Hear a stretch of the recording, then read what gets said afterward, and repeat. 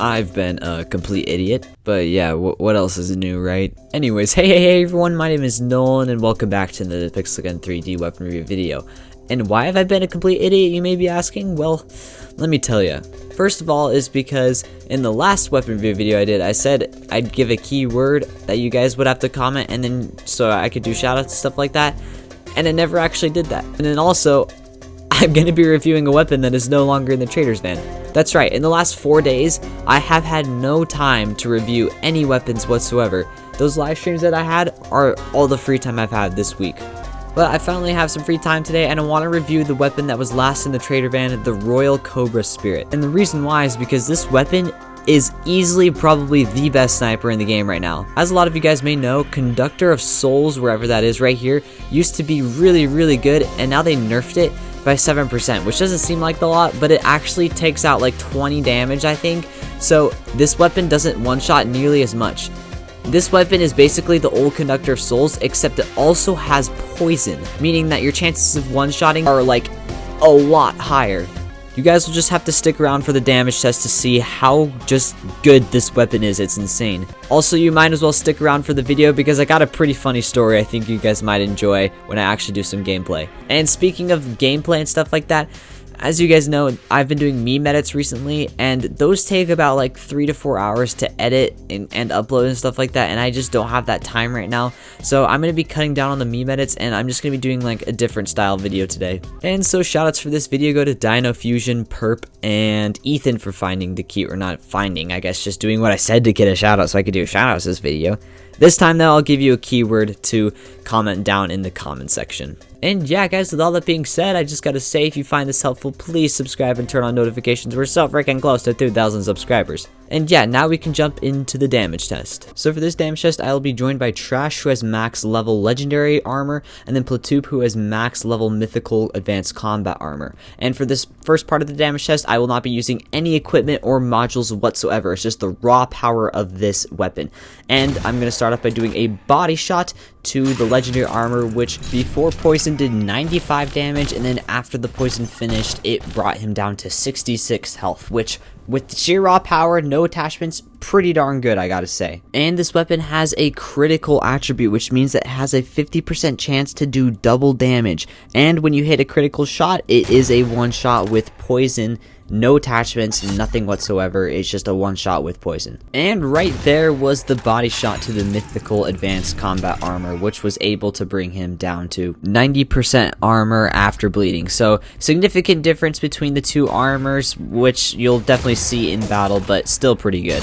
Okay, so now for the headshots. The headshot on the mythical advanced combat armor was able to bring him down to 22 health, and then the headshot with the legendary armor was actually able to one shot, but initially brought him down to 37% health. Okay, so now I have level 7 kinetic modules on, and a body shot to the legendary armor, which is what I'm doing first, was able to bring him down to 57 health before poison, sorry, and then afterwards was 20 health. So yeah, that's pretty good.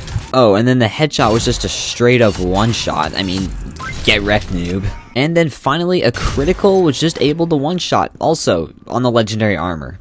And now on to the mythical armor. The body shot was able to bring him down to 46 HP. The headshot was actually able to one-shot the armor, and so was the critical, except you didn't have to hit a headshot. You could body shot and it would be a one-shot, which that's really good. A freaking sniper that can one-shot mythical armor, no attachment, or I mean like no equipment.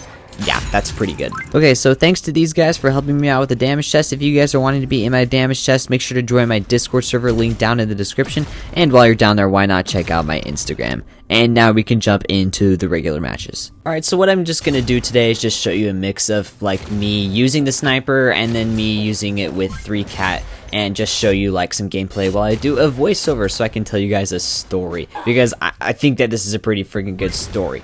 So, as a lot of you guys may know now, I work at a theme park, and it's outside, obviously. So, there's nature, and in nature, there are butterflies. And I don't think it wasn't yesterday, gosh, what day? It was Saturday, or Friday or Saturday. I can't even remember. I'm so tired, guys. But yeah, I was working there. I was working like a 13-hour shift, so I was dreading the day. Except I was working this game called 3-Point, which is basically just a basketball 3-point shootout game. So there are basketballs that are out on the thing, and I was dreading working this day because I didn't want it to be boring. I didn't want it to be busy. I just wanted to chill. And oh my gosh, was it amazingly fun.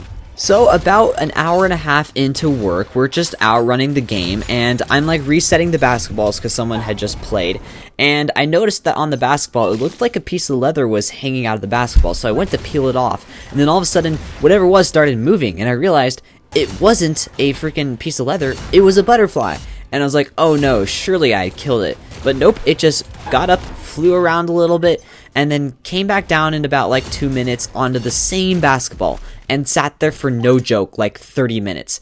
And we were like, yo, it really likes the basketball, but we don't want it to get hurt, so we're gonna move it. So we moved the butterfly onto this weird stand we have with the basketball. So we just ran the booth without one basketball. We just like restacked the shelf or whatever. We managed to do it. But basically, we just sacrificed a basketball for the greater good of this butterfly. Because guys, the butterfly stood on that basketball for like an hour and a half. And since it wasn't moving, we were like, yo, I bet we could get it to drink some of like my energy drink. So I poured the energy drink on the basketball, and yeah, it did. It legit trailed the sugar water and was like using its weird little tongue thing that it has to like drink it up. It was so freaking funny. And then we were like, yo, this butterfly is really chill. We hope that it just stays around all day. Oh, and also I should probably say when I'm talking about I'm talking about my friends. I'll just call them Bert and Jay for the purpose of this video. I don't want to give out their real names just in case they don't want me to. But yeah, I was just working with 2 people. But we were like, yo, this butterfly's amazing. And then it got up and it flew away. And we're like, no, we want this freaking butterfly back. 20 minutes later, it came back onto the same freaking basketball. Not even kidding. And it was there for like another half hour. And so we were like, we gotta keep this butterfly. Then it got up and flew away again. And we're like, no! But then it came back again and sat onto the fence post. And then it flew away again. Or it didn't really fly away. It just kind of flew around my friend Bert. And then went and then sat down on the basketball again. And then it was there. And we were like, yo, we have to keep this butterfly. It loves us. We love it. So we got to keep it. And I was like, where are we going to put it? And Jay just goes, I got a butterfly net at home. Like a butterfly net enclosement. I don't know if you guys had those when you grew up, but I had like these butterfly net things where you raised pet butterflies and then let them go. And that's what he had. He had the net for those. And we were like, no way. And he's like, yeah, I'll go home on my break and get it. And keep in mind, he had only been there for like an hour. Me and my friend, Bert, yes, had been there like all day. We had been there open. We had been there like an extra 2 hours. So we were supposed to go on our breaks first. But he was like, yeah, no, I'll go on my break first and I'll do it. And like, we're okay with that. But we didn't want him to like take his break when he had only been there for an hour and hadn't done anything. But he's like, yep, I'll go do it. So he went, got a butterfly net, and we just freaking kept the butterfly in the cup for like an hour. Yeah, we had these little styrofoam cups that we have at work, and we just put it in there for an hour, and we're like, we hope it wouldn't die. And it didn't die. It lasted. And when Jay got back, we freaking put the butterfly into the butterfly net. Didn't really move around, and we're like, yo, we should probably try and keep this thing alive. So we got like some leaves and stuff for it to walk around on. We're like, what do they eat?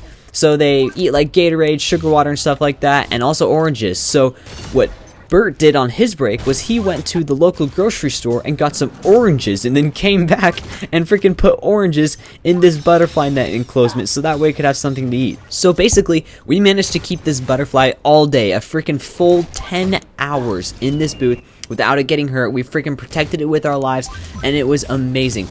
And then my friend Bert was like, yo, I'm keeping this butterfly as a pet.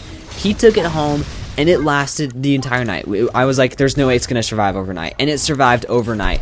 But the problem was it hadn't eaten anything. The oranges were still untouched. It was in the same spot, and we're like, oh no. Oh, also, I completely forgot to mention this. How could I forgot to mention this?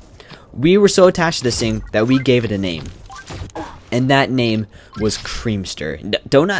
I'll explain why. Basically, we had another friend that used to work the 3-point booth. His name was, I won't give his real name, but his nickname was Creamy because like he just thought this like joke on TikTok was so funny. It was like Creamy, and he was saying it all the time, so we just nicknamed him Creamy. And he quit but it was because of college. And so in honor and respect of him, we named the butterfly after him. We call him Creamster. His middle name is Da Vinci, and his last name is Henry. Now, I know what you guys are thinking. Surely after 3 days, this butterfly's dead now. Nope. My friend Bert texted me this morning, and he's like, yo, one of the oranges, it ate it. And I was like, let's go. So the butterfly, it's adapted, and it is now a part of the family. And we love this butterfly so much, and you guys should too. So yeah, that just about concludes my story, and I think with that, I'm going to wrap up the video. So as always, thank you guys so much for watching. I hope you guys enjoyed. If you did, again, leave a like, consider subscribing, turning on notifications so you guys get notified when I make more videos just like this. And yeah, I mean, I just did this, but as always, thank you guys so much for watching, and I will see you all in the next video. Peace.